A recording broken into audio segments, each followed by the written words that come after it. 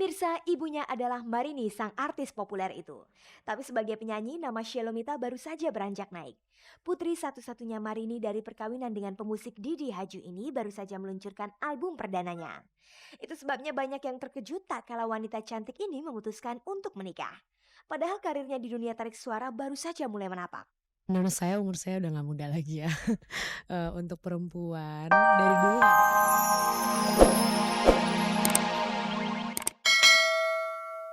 Selamat sore pemirsa, jumpa lagi dengan saya Fani Rahmasari dalam tayangan paling bergengsi, Cek dan Dicek. Inilah program infotainment yang akan membuka cakrawala Anda tentang dunia selebriti. Sejumlah topik menarik telah disiapkan oleh tim Cek dan Dicek untuk kita nikmati bersama sore ini. Pemirsa, lama tidak terdengar beritanya, Inneke Koesherawati kabarnya telah dilamar pria asal Batak bermarga Nasution. Acara lamaran dilakukan Jumat minggu lalu di rumah Inneke. Bagaimana dengan kebenaran berita tersebut? Masih tentang pernikahan selebriti, kali ini penyanyi baru Shalomita yang akan menikah 8 Juli nanti. Keputusan putri artis Marini ini agak mengagetkan karena karir Shalomita baru saja beranjak naik. Ada pula gaya hidup pembawa acara Farhan yang diam-diam ternyata lebih suka membeli perlengkapan rumah tangga dengan cara kredit. Dilanjutkan dengan berita singkat dari sejumlah artis yang dirangkum dalam galeri selebriti. Dan di akhir acara pemirsa, kita simak juga resepsi pernikahan Teguh Edwin dan Lia Novita yang dikemas dalam konsep acara pasar malam. Lalu bagaimana komentar artis lain tentang pesta Edwin dan Lia yang heboh itu? Keinginan Inneke Koesherawati untuk menikah memang sudah lama diutarakannya. Tetapi sampai saat ini belum ada pria tetap yang mendampingi artis cantik itu. Malahan Inneke sempat diisukan berebut pacar dengan artis Bella Safira dan yang terakhir dengan Peggy Melati Sukma. Tiba-tiba saja hari Jumat pekan lalu tercium kabar kalau Inneke Koesherawati sudah dilamar seorang pria Batak bermarga Nasution. Nah pemirsa, sekarang kita akan recheck kebenaran berita tersebut. Pemirsa, Jumat malam lalu tiba-tiba saja merebak isu kalau artis Inneke Koesherawati dilamar pria asal Tapanuli. Isu itu muncul ketika Inneke membatalkan secara sepihak kontraknya sebagai pengisi acara di salah satu tempat diskotik Jumat 30 Juni lalu. Menurut pihak penyelenggara, Inneke batal hadir karena ada pertemuan keluarga di rumahnya yang berurusan dengan acara lamaran. Untuk merecek kebenaran isu tersebut, Cek dan Dicek menemui langsung artis berhidung mancung ini di studio RCTI saat syuting Impresario 008. Lalu apa komentar Inneke tentang berita itu? Itu sama sekali nggak benar. Pacar saya bukan dari kalangan Batak. Yang pasti dia orang Islam seperti yang saya sebutkan tadi, dan itu yang kamu ngomong itu salah sama sekali. Sejauh ini belum ada. Kita masih jalan seperti biasanya, seperti orang pacaran, belum ada rembukannya untuk menuju yang kemana-mana, belum ada. Tapi benarkah pada Jumat 30 Juni lalu ada pertemuan keluarga di rumah Inneke? Oh, saya tahu. Memang pertemuan keluarga, tapi bukan pernikahan, ya.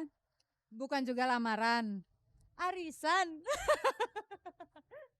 Inneke memang membantah tentang isu lamaran di rumahnya itu. Tetapi artis yang memulai karirnya sebagai gadis sampul majalah remaja ini memang tidak membantah kalau saat ini ia tengah dekat dengan seorang pria.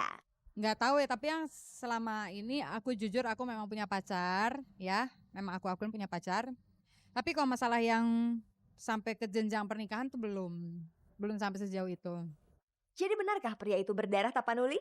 Salah, Batak, bukan Batak. Tanya deh. Masih rahasia, RHS. Jangan tanya inisialnya, jangan tanya suku mana, tapi yang pasti dia orang Islam. Top. Lalu siapakah pria misterius pacar Inneke itu sebenarnya? Kalau boleh milih, kayak Brad Pitt.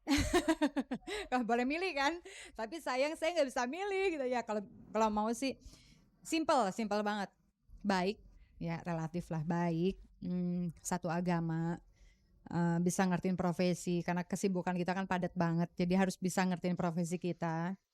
Terus apalagi ya? Ya udah mapan lah hidupnya. Dan mereka kata ya nggak harus kaya gimana, enggak, tapi paling enggak dia udah punya kerjaan tetap gitu loh. Kalau memang sudah punya pendamping, apa pula alasan Inneke merahasiakan sang pria pilihannya itu?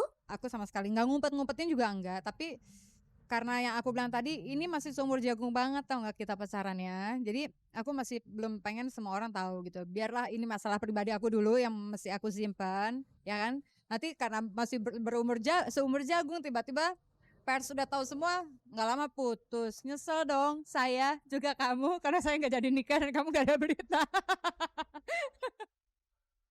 Pemirsa, selama ini memang cukup banyak pria yang diisukan menjadi pacar Inneke. Mulai dari artis Denny Malik sampai anak pengusaha terkenal asal Ujung Pandang Yusuf Kala. Tetapi di antara pria itu tidak satupun yang diyakini Inneke serius menjalin hubungan dengan dirinya. Maunya sih, ini yang terakhir kali berpacaran. Maunya saya, tapi ya kalau memang itu dikasih Tuhan juga ya. Kalau memang belum ya Allahu alam deh, yang tahu kan cuma yang di atas, jadi aku pasrah aja. Maunya Ina ya ini yang terakhir aku pacaran, pengennya yang lebih baik menjelang ke masa depan gitu, maunya gitu. Menuju ke masa depan.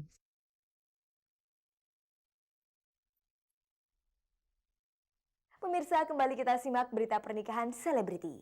Kali ini tentang penyanyi Shelomita, putri artis Marini yang akan segera naik pelaminan besok hari Sabtu 8 Juli 2000.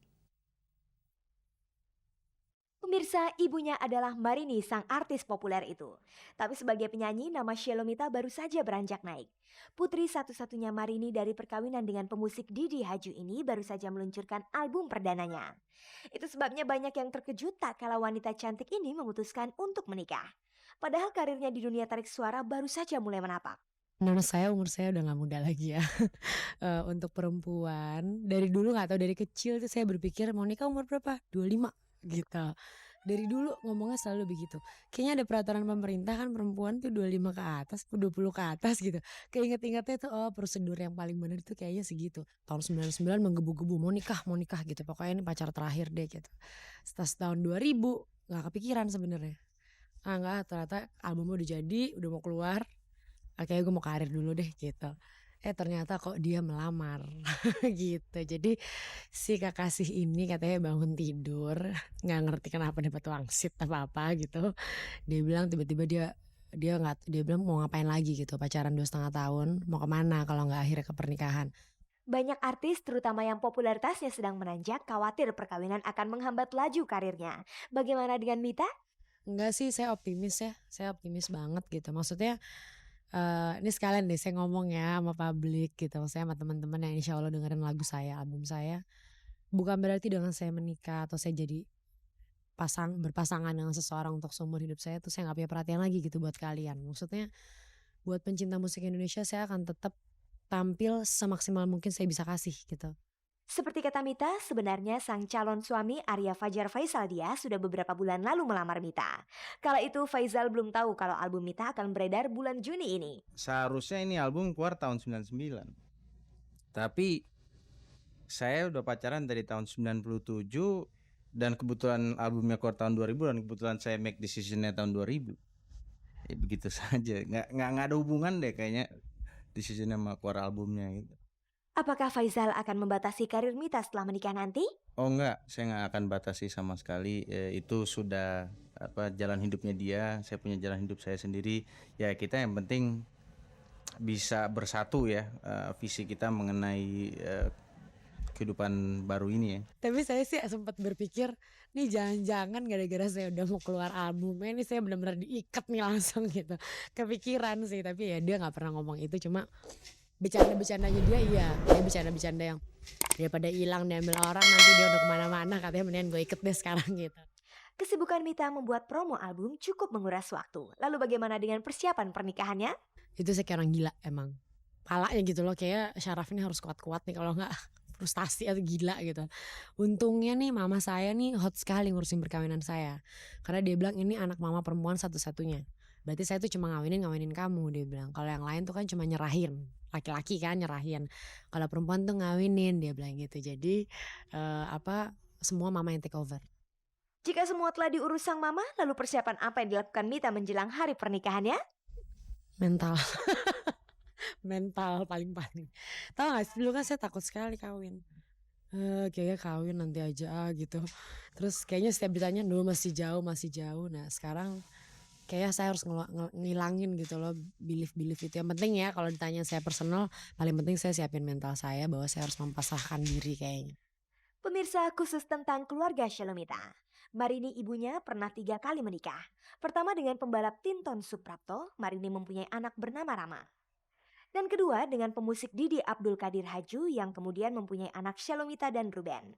Dan yang terakhir Marini menikah dengan violis Idris Sardi. Dari perkawinannya dengan Idris Sardi ini Marini tidak dikaruniai anak. Apakah Mita akan mengundang ketiga ayahnya itu? Papa yang lain. Insya Allah sih saya undang. Cuma ya kayak Papa Tinton itu ada kemungkinan nggak ada di Jakarta. Kalau Papa Idris saya undang, tapi saya nggak tahu deh. Mesti dia bisa datang atau enggak. Terserah. Tidak.